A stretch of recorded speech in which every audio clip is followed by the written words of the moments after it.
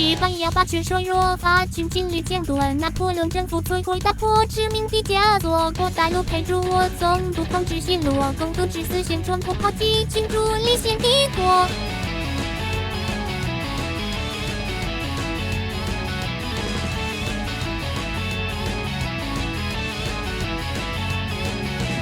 此地是我祖国强邻魔当火火，美国人解析泰坦在边境线抛射我，努力直击俄国军独居人收获，加利福尼亚内华达犹他不新墨西哥美墨边境向南方坠落，民不一刀一刀一刀，还有不幸共和国主权也可供交易，只待敌人来开价，那就让小美人在便宜当心不争吧，哈哈哈！给我那当自然的国的美墨边境线，我在这岸板上一生殖民协定以前，是将领让我所以为的美墨边境线，不必军事行动让满主义滚滚向前，领土不花日子的美墨边境线，消灭法度傀儡只愿无敌我自由奉献，不容偶一是劣质的美墨边境线，好像现在国际大势的末日也不会改变。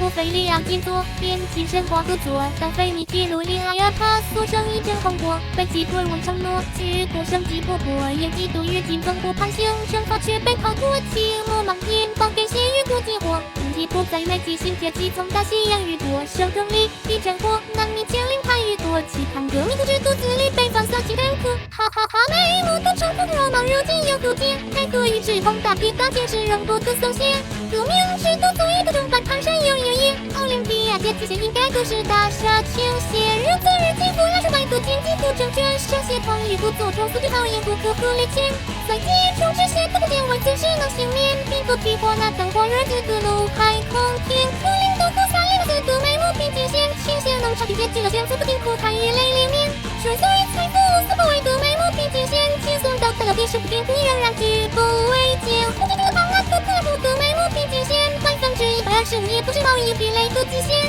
沉默提醒经济攻略的美墨边境线，现在也是各司无资的洞穴也视而不见，来吧，阻止也处处不贸易铁骑物来吧。